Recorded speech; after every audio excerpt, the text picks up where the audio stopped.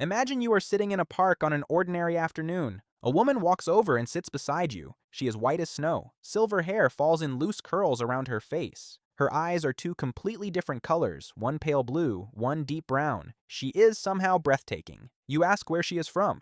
She names a tribe in sub-Saharan Africa you have never heard of. And then you realize what you are actually looking at: a black woman with albinism.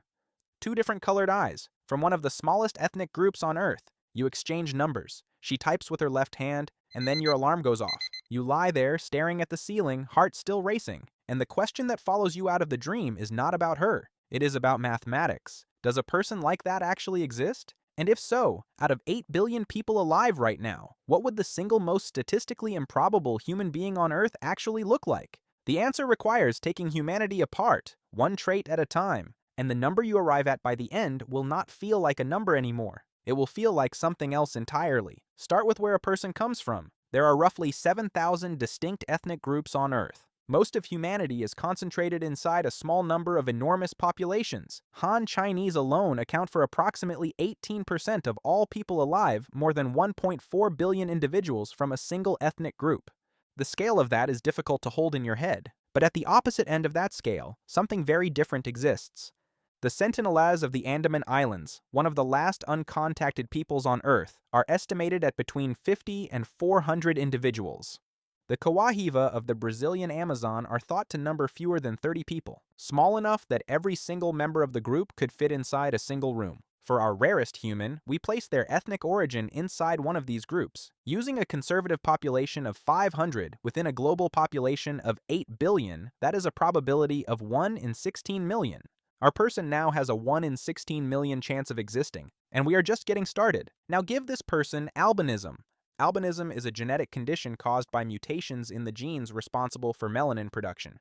Melanin is the pigment that gives skin, hair, and eyes their color. In a person with complete albinism, this production pathway is either severely reduced or entirely shut down. The result is white or near white skin, silver or very pale hair, and eyes that range from light blue to gray to pink, depending on how light interacts with an unpigmented iris. It is not a single condition, but a group of related genetic variations. And globally, it occurs in approximately 1 in 20,000 people. Multiply that against what we already have. Our person is now a 1 in 320 billion probability. Now the eyes. Our person already has albinism, which affects pigmentation across the entire body. But we are going further. We are giving them complete heterochromia, a condition in which each eye is an entirely different color. One blue, one brown.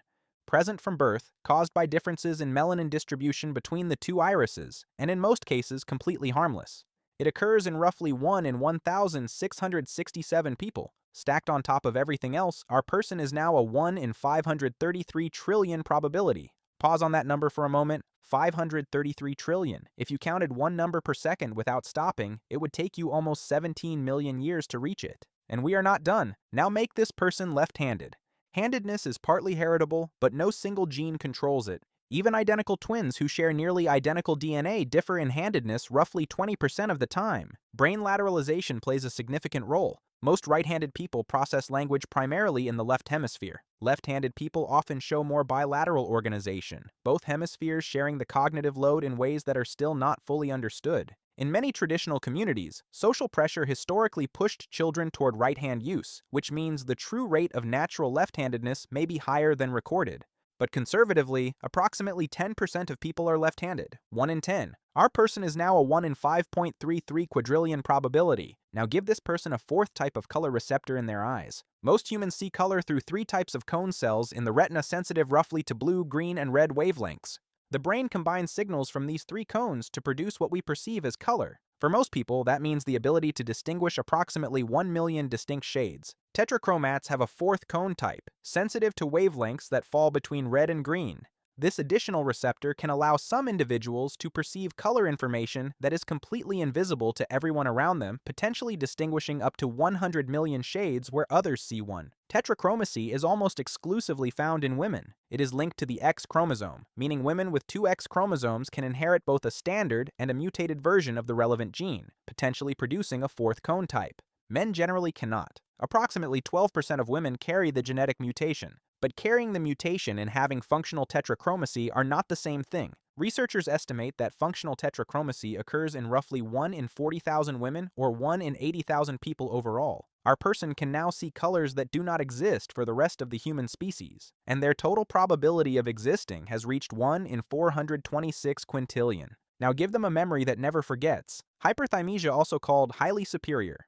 Autobiographical memory is the ability to recall nearly every day of one's life in extraordinary detail.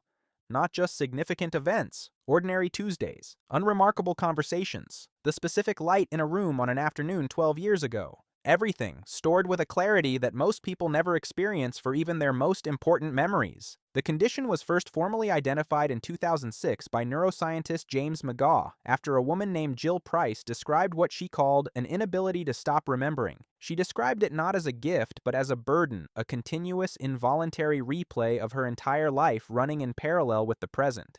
Fewer than 100 cases have been confirmed worldwide. Even generous estimates that include undiagnosed individuals place the total at only a few hundred people globally. Conservatively, the probability sits at approximately 1 in 16 million. So here is who we have built. A person from an ethnic group of 500, with complete albinism, with 2 different colored eyes, left-handed, able to see colors no one else can see, and carrying every day of their life inside them with perfect involuntary clarity. The combined probability of this person existing is approximately 1 in 6.83 septillion. That number is large enough that comparisons almost stop working. But try this one. The estimated number of stars in the observable universe sits at roughly 1 septillion. Our person is 6 times rarer than a randomly selected star in the entire observable universe. If you gathered every grain of sand on every beach and desert on Earth and multiplied that number by 910,000, you would begin to approach the improbability of this single human being. And this is not even close to the rarest person you could build.